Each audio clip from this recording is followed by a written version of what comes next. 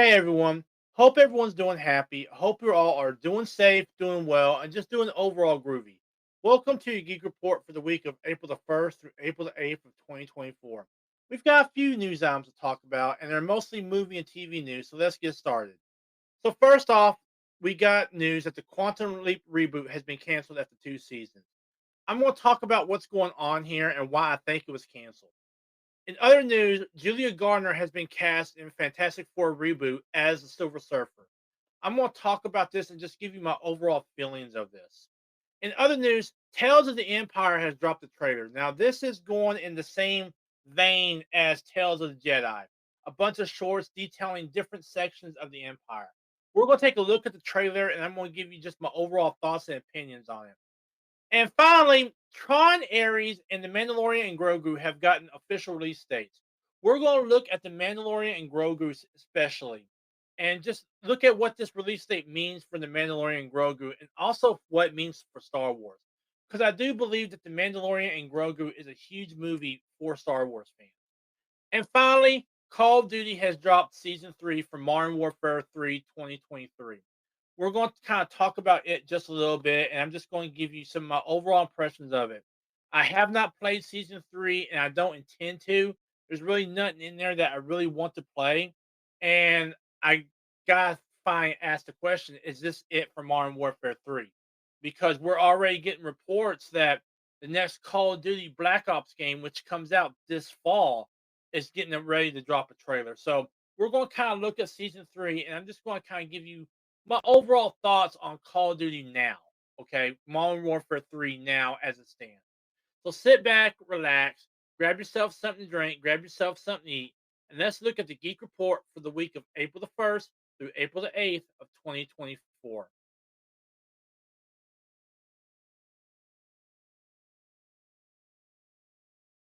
So let's get started for first news article, and that is that Quantum Leap has been canceled after 2 seasons. And this is coming from Deadline, and it starts with this. NBC has decided not to proceed with the third season of its Quantum Leap reboot starring Raymond Lee. The news comes more than a month after the 2 hour season 2 finale on February 20th. And it continues on down here and says a follow up to the original series, which aired on NBC from 1989 to 1993. Quantum Leap is set in the present day and talks about how it's been 30 years since Sam Beckett stepped into the Quantum Leap Accelerator. Now, a new team has been assembled to restart the project in hopes of understanding the mysteries behind the machine and the man who created it. In addition to Lee, the series stars Ernie Hudson, Kaylin Bassett, Mason Alexander Parr, and Narissa Lee. And it talks about the showrunners, and it talks about in a conversation they had with Deadline that the season 2 finale wasn't written like a series finale, but it wraps up the action up in a tidy and uplifting manner. So let me just give you kind of my thoughts on what's going on here. Okay. And there's a couple of things going on here right now in terms of why this was. So I think the first thing that's going on here is they never got Sam Beckett into the series. Now, we're not asking that you put him like in a starring role or anything, okay? But they never got Sam Beckett into the series. And I think that was a major downfall. Okay. We weren't asking that he be like a major character or anything. At least not yet. But they should have done a cameo somewhere along the series where as Ben leaps, it shows Sam Beckett in the background watching as he leaps. Okay. They should have found a way to bring him in. And I really think that it spoke volumes about not having Scott Bakula, who used to play Sam Beckett, in there. Okay. We understand why Al Calvici cannot be in there because the actor who played him really did die. We understand that. Okay. But not having Sam Beckett back, okay, Scott Bakula back in the role, in a cameo, something, okay, I think really does speak volumes about the fact that maybe not everyone on the original cast was behind the reboot, okay? And I think that really was conveyed to the fans by the fact that he never appeared even for a minute, okay? Even for a season finale, okay? He never appeared for even a minute. Okay. Now, look, understand something. I've not seen season two. Okay. I have no intention of season two, and I'll explain why here in a minute. But like, yeah, not even having him as the part of the season finale of season one, okay, where he's in the background and you see him in the background, okay, I think spoke volumes to the fans of the original series that said, not everyone from the original series was behind this, okay, that maybe they weren't, that maybe not everyone was behind this, and that one of those people was probably Scott Bakula. Now he's made some statements that kind of indicate he was, but his actions spoke louder than words. Okay, really, his actions did speak louder than words in terms of him not ever coming on the show for just a cameo. Okay, for just a cameo.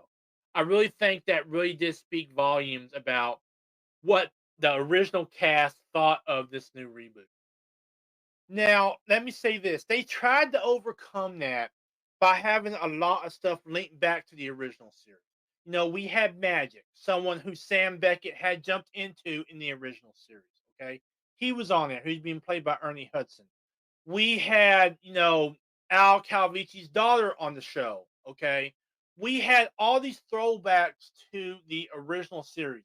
But the fact that they did not have Scott Bakula come on for 5 minutes, for even a minute, the fact that they did not have him come back on in some way, shape, or form, could not convince him to come back on in some way, shape, or form, really spoke volumes that maybe a lot of the original cast were not behind this production. Now, another thing that I think is going on is you've got a strike upcoming this summer in Hollywood. Now, last year we had one strike. Okay, it was screen actors, writers were striking last year. This year, it's going to be costume designers and interior designers, the stagehands who are going to be striking. That could shut down Hollywood again.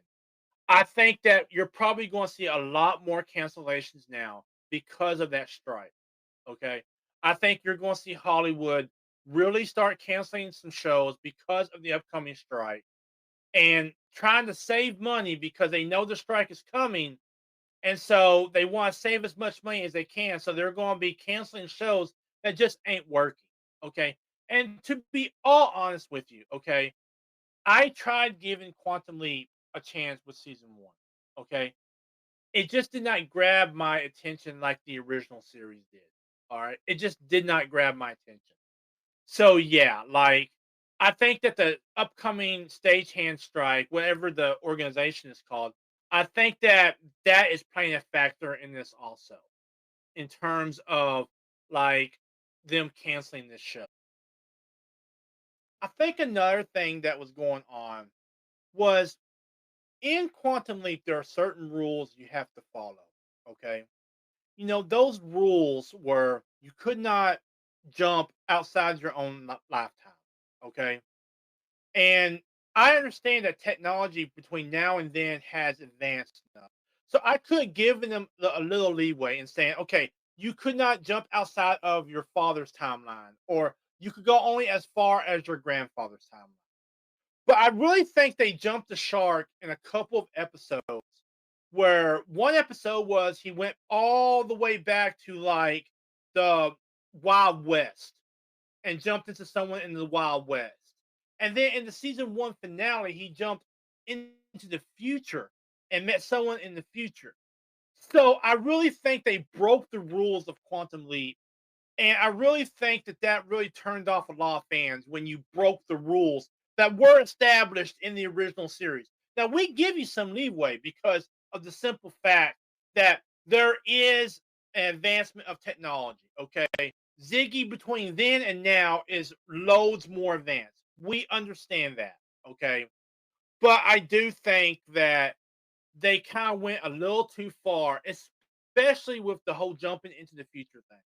Because one of the tenets of time travel, okay, is that the future is not written for someone in the present. If you come from the future, okay, and you go backwards in time, okay, and this is the way I understand it in most time travel shows. If you go back in time, okay, the future is already written for you. But for the people in this time, it has not been written yet.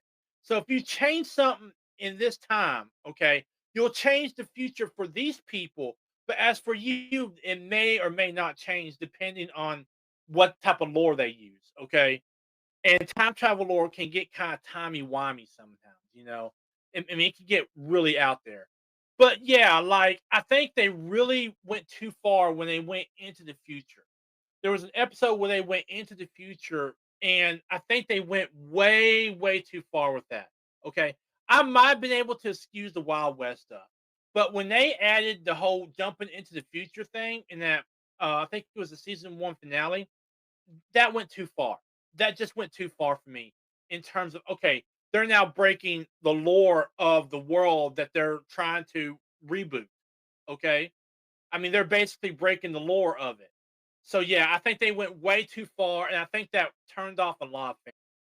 And I think another thing that has kind of turned off people from season two has been the whole time jump. Okay, I know for me personally, I have become invested in Addison and Lee's relationship. Okay. It was different than Sam and Al. Okay.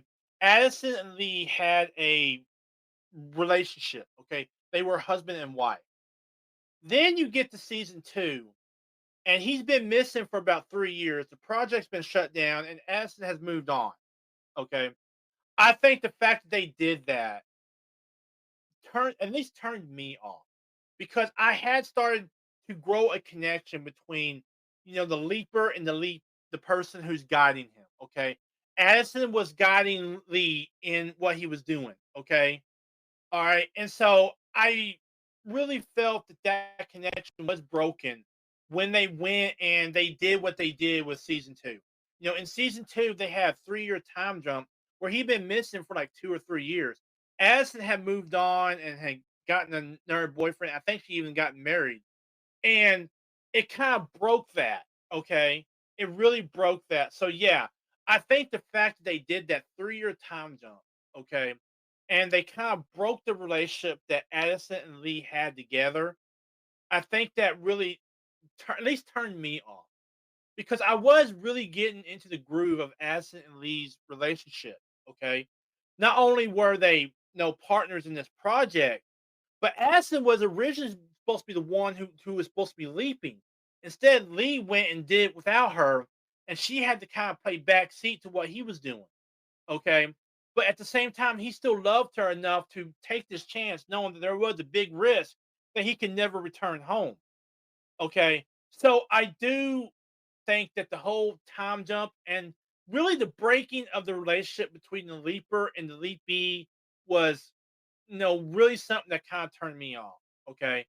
I mean, I gave it a chance on season one. And season two is what they when they did the whole like 3 year time jump.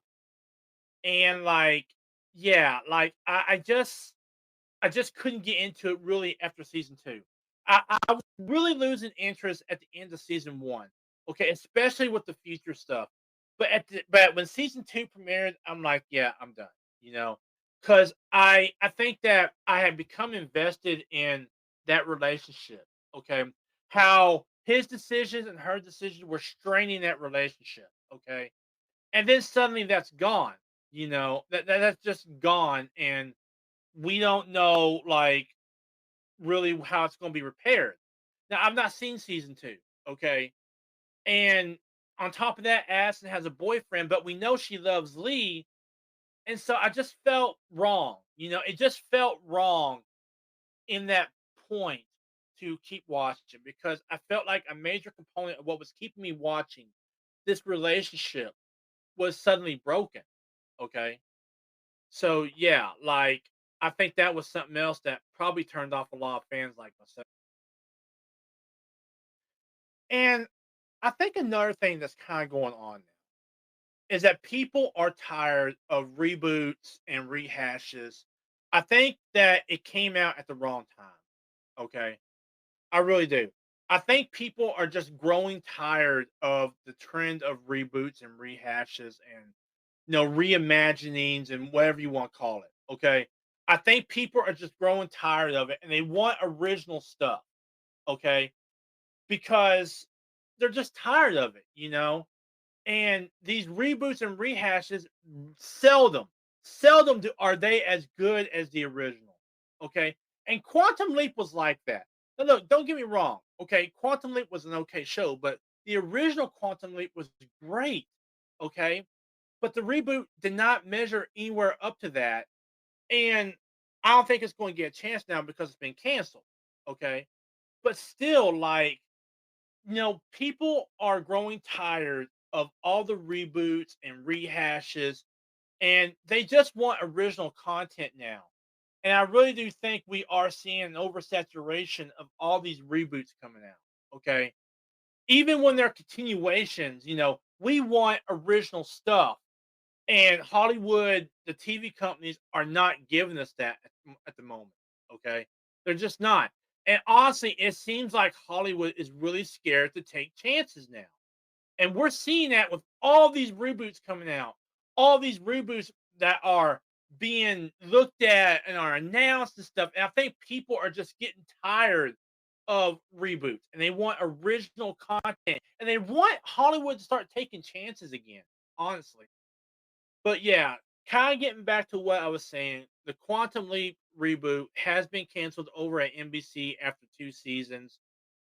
Um, just to kind of put a bow on this story, it's going to be missed. Okay, I think it had great potential after season one, but I think season two really messed up a lot of that potential. I think also the fact that Scott Bakula, who played Sam Beckett, the person they're trying to find and rescue throughout this entire series, never once made an appearance. Okay, never. Now I'm not asking that he be a main character on the show, but I think at some point they should have had a cameo. Whereas Ben Lee is, leaping out. Okay, that Scott Bakula, Sam Beckett, is in the background watching, and then he leaps. I think that should have been something that they should have considered somehow. And I really do think that spoke volumes to a lot of the fans of the original series. But yes, Quantum Leap has been canceled after 2 seasons over on NBC. And to be truthfully honest with you, I expect more cancellations because there is a possible strike coming out this summer in terms of the stagehands, the costume designers and that sort of thing. But yeah, I fully expect more cancellations to come down the pipe soon.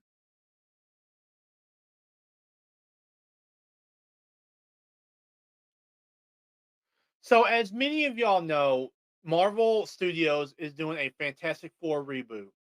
Well, this past week we got some news on it, and that is that they have found their Silver Surfer, and it is going to be the Shala Ball version of the Silver Surfer, and it's going to be played by Julia Garner. Okay, and this is coming from Variety, and it says here that Emmy Award winner Julia Garner is joining Marvel's Fantastic Four as Shala Ball, a version of the Silver Surfer from the Marvel Comics. So you're probably wondering, who is she going to play in the Fantastic Four reboot? How is she going to play Silver Surfer? Well, she's going to be playing the Shala Ball version of Silver Surfer. And I had to do a little research on this because the Silver Surfer I know has always been Norm Rad. Okay. And I'm not a huge Fantastic Four guy. I remember him from the original, like, 1990s movies. Okay. Rise of the Silver Surfer. Okay. I remember him from the animated series, the cartoons of the 90s. All right. So I had to kind of do some research and try to find out how they were casting a female Silver Surfer. And I came upon this, and it says here, who is Shala Ball in Marvel Comics? And it says, and that's who she's going to be playing. She's going to be playing the Silver Surfer, but her name is going to be Shala Ball. Okay. And it says here that the origin of Silver Surfer, that she comes from the planet Zinla, and basically on this planet, Norm Rad in the comics now, Norm Rad offers himself up to Galactus as the Herald of Galactus to save Zinla. Okay. Now, eventually he betrays Galactus. Okay. And Galactus goes back to Zinla, and instead of destroying it, he puts everyone through complete torture. Okay. He causes complete and utter chaos. Eventually, Norm Rad finds Shala Ball, and he tries to get her back to her homeworld. But before he can, Galactus puts up a barrier so that way Shala Ball and Norm Rad can never see each other again. She will be on her home world, basically, in complete and utter chaos. Okay, all because of Galactus. Well, in a final act of love for that planet, Norm Rad transfers some of the powers of the Power Cosmic, which powers the Silver Surfer, into Shala Ball. Okay, and she goes back to Zen Law and she rebuilds her home world. Okay. Okay. She basically rebuilds her home world and she becomes Empress of Zen Law, according to the comics. That's where I'm getting all this information from, is the comics. Okay. So let me kind of give you some of my thoughts on this. First off, I think this is a huge mistake. Okay. I really think this is like a huge mistake. The the Silver Surfer that everyone knows is going to be male. Okay. Unless you're like real deep into the comics of Fantastic Four, you're not going to know who Shala Ball is. I think this is a huge mistake by Marvel Comics. Okay. I think already this is turning off fans because the first thing they're going to think, because of everything that's going on the past couple of years, is, oh no, they're gender swapping Silver Surfer. When there is a precedent for it in the comics, okay? There is a precedent for this happening in the comics where the Silver Surfer was a woman, okay? But I think the one thing that most non like hardcore fans of Fantastic Four will know is that the Silver Surfer has been male. And the fact that they are not making it male, I think is really going to speak volumes about the fact that this movie is already doomed to fail. That's my personal opinion on it. Before this news broke, I thought, okay, maybe they didn't have the Reed Richards we were expecting. The one we remember from the Multiverse of Madness. Okay, Jack. I think I can't remember his name at the moment, but like, I think that the fact that they did not cast a male for the Silver Surfer, it's going to really speak to people and say, "Oh, they're just gender swapping the Silver Surfer, like they've tried to swap other characters throughout Marvel Comics movie history." Okay, it's another thing for them. Okay, when there is precedent for this. Okay, and I already think that this already puts Fantastic Four in an uphill battle. Okay, I really do believe this does put Fantastic Four in an uphill battle, and I don't think it's a battle it's going to win. Okay. And look, I understand there is precedent for this in the comics. I understand that there is a character named Shalabal who is the Silver Surfer because of Norm Rad and all that in the comics. I get that. All right. But the fact that they did not cast him male can indicate one or two things in my book. Either, they found a loophole where they could gender swap Silver Surfer, okay, which will turn fans off, or this ain't taking place in the continuity of the regular Marvel comics. Okay, that we're dealing with another continuity here in terms of the Fantastic Four. All right, and I have to wonder if that ain't the case that's going on here. And I also have to think that maybe the reason they chose a woman for the Silver Surfer is possibly going to be related to the upcoming Secret Wars movie. There is a movie coming out called Secret Wars from Marvel Comics that brings all the comic book characters together in a war for reality. Okay. And it's kind of like Marvel's version of Crisis on Infinite Earths, if you're a DC fan. It's kind of going to be like that. And I have to wonder if maybe this is going to be the result of the Secret Wars movie. And if it is, does that mean that Secret Wars is rebooting the Marvel MCU? Okay, which I think would be a terrible idea, okay, for them to reboot the MCU with Secret Wars. Okay, I think that would be an absolutely horrendous idea. But could that be a possibility? That's my thinking right now in terms of this casting. But yeah, going back to what I said a minute ago, Julia Garner has been cast as the Silver Surfer in the Fantastic Four reboot. I have not heard anything about a release date yet. If I did, I don't remember right. And after doing some research, I found that there's a possible release date for July of 2025. So that's next year. So maybe Secret Wars ain't gonna play a part in this. But I have to wonder if maybe it is. Okay. I mean, I have to start wondering if maybe somehow Secret Wars is playing a part in this, and that's why we're getting a female Silver Surfer. But for most non-fans, this is going to be what it looks like. Marvel gender swapping another character. Okay. Even though there is precedent for this, it's going to be what it looks like. Marvel gender swapping another character. Okay. And I think because of that perception, that this movie is going to have an uphill battle. So this past week, we got a new Star Wars series announced, and it is called Tales of the Empire. Now they did drop a trailer for it, and these original shorts will be available on May the 4th, which is Star Wars Day, of course. But this is going to be in the same vein of Tales of the Jedi. Okay. These are going to be like 15-minute long episodes telling different stories in the Empire's perspective.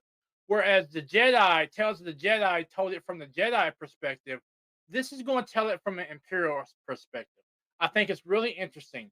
So let's check it out, and I'll give you some of my thoughts and opinions. Why do you seek imperial favor? Now, already we're seeing Grand Admiral Thrawn and Morgan Elsbeth back. We saw them in Ashoka, and so I think what we're seeing here is the beginning of their story. Okay. Now, not every episode is going to focus on these two, but I do believe that one of the episodes will focus on the beginning of how Morgan Elsbeth and Grand Admiral Thrawn met and how they connected.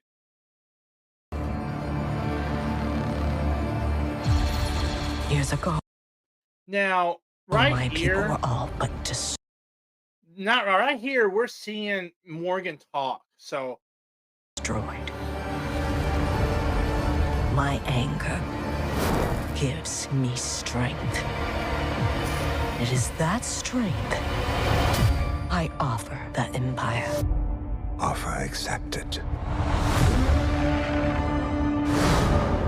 I'm here to present you with an opportunity, Paris. Just be glad you're not a Jedi anymore. Your path is set, Morgan Elsbeth. I will fulfill my destiny.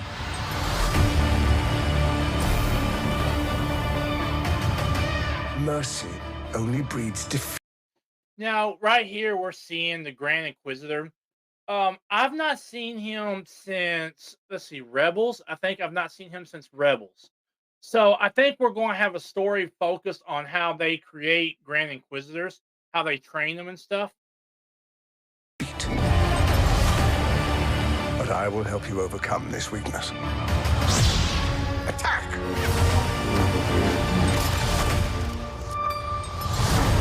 You said the Empire would help to change things. Everything comes at a cost.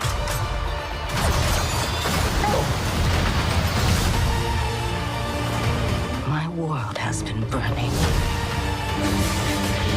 since I was a child. You cannot stop what has begun. Now you must face one final test. To join us.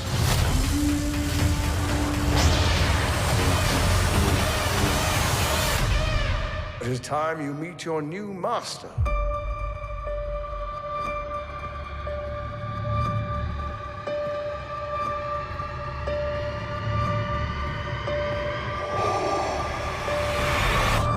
Long live the Empire.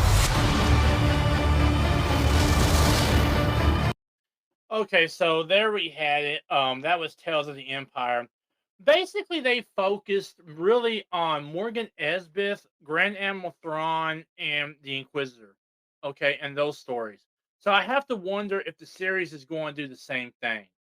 Okay, whereas Tales of the Jedi kind of jumped from different Jedi all over the place, I think Tales of the Empire will be more focused in how it does the stories. Okay, I do think they are going to focus a lot on Morgan and Grand Admiral Thrawn, and just by the trailer now. And I also think they'll probably focus a lot on the Grand Inquisitor. Okay, and I really think that it could be a good thing, it could be a bad thing, because if you just focus it right there, there's so many stories inside the Empire that are not going to be told. And I really do think that is really a negative in the whole situation. Okay. But yeah, that was Tales of the Empire. They're coming out on May the 4th, which will be Star Wars Day. My overall impressions of it, I really don't know. Because right now I'm watching Tales of the Jedi. Okay.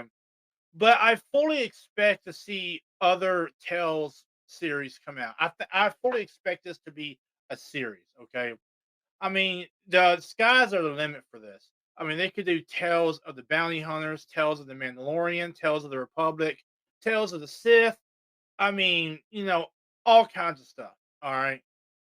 But I really want them to try to use this series to bring new characters into Star Wars. Okay. I think this would be a perfect, staging ground to do that. Okay. But from what I'm seeing here, they're really focusing on Esbith and Inquisitor and Grand Admiral Thrawn. Okay. And I mean, I just feel that could be a good thing because you know where your focus is. Okay. But it could also be very bad because there are so many other stories that could be told, so many exciting stories that could be told, and they're not going to tell them now because they're putting all their focus, really based on this trailer, on these two stories. Okay, Esbith, Thrawn, the Inquisitor, Vader, and the fallen Jedi, all that. Okay, so yeah, I mean, it looks okay. All right, it looks. I mean, I'll be honest with you, it looks okay. But with everything that's gone on recently, in terms of what's going on behind the scenes of Star Wars, Lucasfilm, all that, I can't really get my hype going for this just because every time I do, I get burned. Okay. But I really felt that they could have done a lot more with this in terms of where they're going to put their focus. And maybe they will. Okay. Maybe they will. Okay. Maybe all we saw was just two stories out of many that are going to be told. Okay. I full on acknowledge that. But it really feels like they're going to focus on Thrawn as best in one story. And then in another story, they're going to focus on the Inquisitor. Okay. So yeah, I really feel that that could be a benefit because you know where your focus is, but it could also be a bad thing because there are so many other stories that could be told that ain't going to be told. Okay. And also, I really wish they would use this as kind of a jumping off point to introduce other characters into the Star Wars universe, maybe even some old extended universe characters. But yeah, that was Tales of the Empire trailer. The shorts will be available on May the 4th on Star Wars Day. It looks like they're all going to be dropping at the same time because it says original source available on May the 4th. Um, I'm going to check it out. You know what I'm saying? I mean, I'm checking out Tales of the Jedi right now. I'm going to check out Tales of the Empire. But yeah, it's going to be available on May the 4th. It's going to be a series of shorts around 15 minutes long, kind of in the vein of Tales of the Jedi. I really don't know what to think at this moment. I mean, it looks good, but how many times have we been burned by something looking good but turning into complete garbage?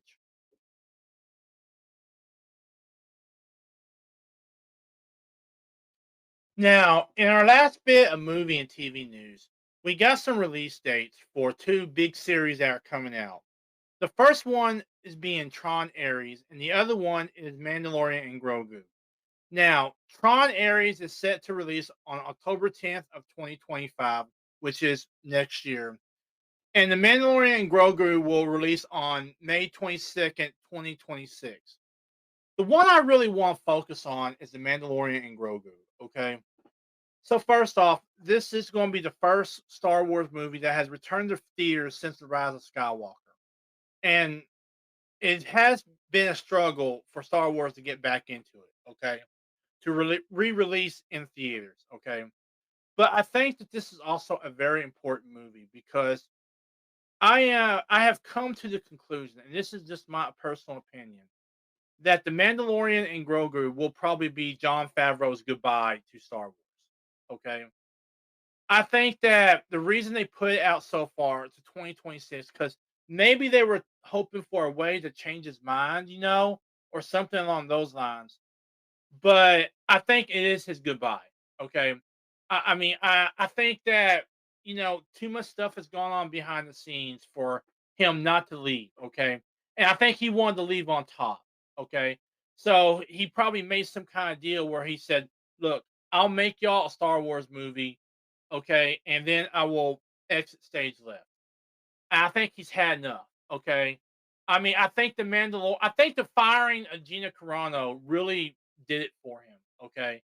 Because he was creating a series called Rangers of the New Republic with Gina. Okay. Then she gets fired for no cause. Okay. She literally gets fired for no good reason. All right. And that goes out the window. And then we hear rumors that he wanted to leave Grogu with Luke Skywalker. That doesn't happen. Grogu comes back to the Mandalorian. And then there was the whole season 3. And season 3 did not feel like Jon Favreau's heart was in Star Wars anymore. I think at this point he's been burned too many times. And with people like DC saying, "Hey, come on over here, John. We'll let you have any character you want, make any movie you want. Just come on over." I think that he's had enough. Okay, I think he's been burned by Lucasfilm too many times, and I think that he's had enough. And I think the Mandalorian and Grogu is his goodbye. Okay, now they're not going to come flat out and say that, okay? Because they know that the moment they say that the moment they say that the Mandalorian and Grogu is John's goodbye, I will guarantee you will see a mass exodus of people from Disney Plus, me included, okay? If when they make that announcement, I will cancel my Disney Plus subscription. Now, I just got it back and I'm enjoying the only things I'm really enjoying on there right now that I really, really enjoy on there are X-Men 97 and the Bad Batch. The Bad Batch is ending this year, and X-Men 97 just started. Okay. Now, with that being said, I think the moment they make that announcement or the moment it comes out, and I think it will come out probably after the movie drops, you're going to see a mass exit off Disney Plus. You're just going to see it. Okay. I mean, he's been burned too many times, and I truly, honestly believe that this is his goodbye. That he's had enough. Okay, I mean, he wanted to do a story in the Star Wars universe like he did with the MCU. He started the MCU. Okay, he started with Iron Man. He started with Captain America. He started with the Avengers. All that, and they wouldn't give him the time of day. They wouldn't let him just roam free and do his thing. So yeah, I think he's been burned, and I think this is his goodbye. I mean, I honestly truly think that he's had enough. That he doesn't feel like he has creative freedom anymore, and to an extent, he probably doesn't. Okay, because Kathleen Kennedy keeps on butting her nose into it, and I think that as soon as this movie drops, he's probably done. He's probably like, you know what, goodbye. You know, I think that probably the only thing that probably kept him, not making that announcement. And he has not made an announcement yet. Let me make that very clear. He has not made any announcement yet. But I think the one thing that's held him back from making any announcement about that fact is this movie. And I think that the reason they have it so far out to 2026 is maybe he has hope, a little hope that they will do something that will change his mind. And then we'll get a Mandalorian season 4. Okay. But yeah, I think that the Mandalorian and Grogu is Jon Favreau's goodbye. All right. I think he's had enough with Lucasfilm. He's had enough with not having the creative freedom he had with the MCU. And I think he's just tired. He's just tired of the nonsense. And I think he's going to exit stage left. Okay. And I think that when that announcement comes down, you're going to see a mass exodus of people off of Disney Plus. Okay. Because I think the one thing that's keeping people on Disney Plus, okay, And there is stuff like X-Men 97 and all that, but I'm talking about Star Wars fans was Jon Favreau, because Jon Favreau has always done right by us. He gave us one of the most epic moments in all of Star Wars history, the return of Luke Skywalker. Okay, and now it just feels like he doesn't have the freedom to do what he wants to do. Okay, that everything has to go through other people before he even does it. And I think he's just tired and done with it. And I think the Mandalorian Grogu is his exit. Okay, I really truly believe that. But yeah, we got some reveal dates for Tron Ares, which will come out next year on October 10th, and The Mandalorian and Grogu, which will come out on in theaters on May 22nd, 2026. I think the reason that The Mandalorian and Grogu is so far out is maybe he has a little hope that something will change and that, maybe it will change his mind. But I honestly don't see that happening. And I really truly believe this is his goodbye at this point.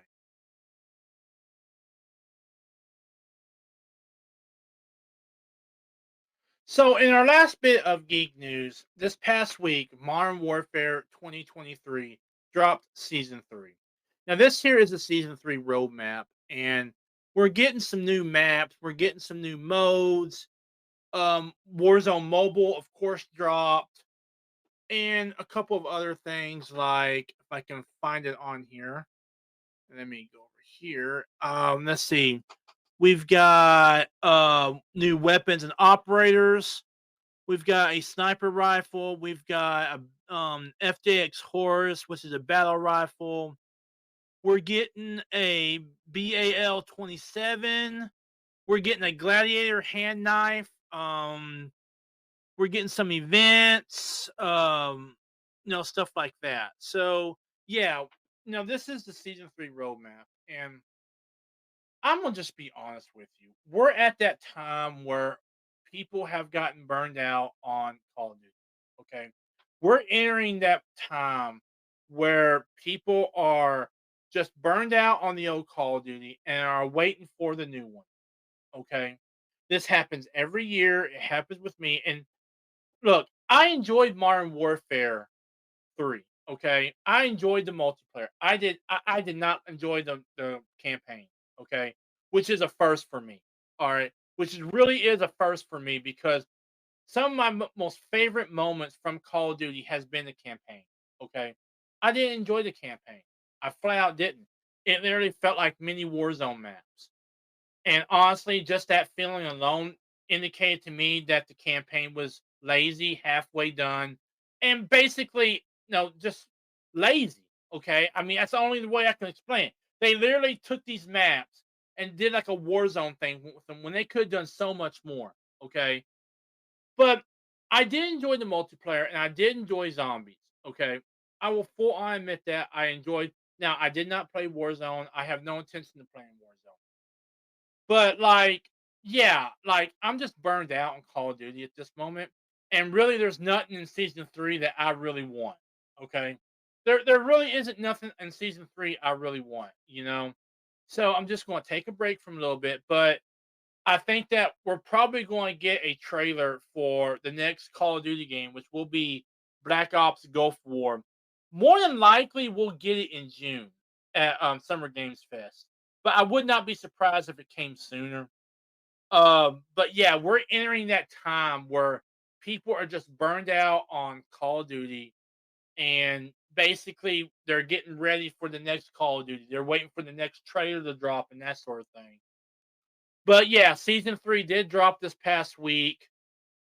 I mean, there ain't nothing special to me. There ain't really nothing special that makes me want to come back and get it to play it again to earn anything.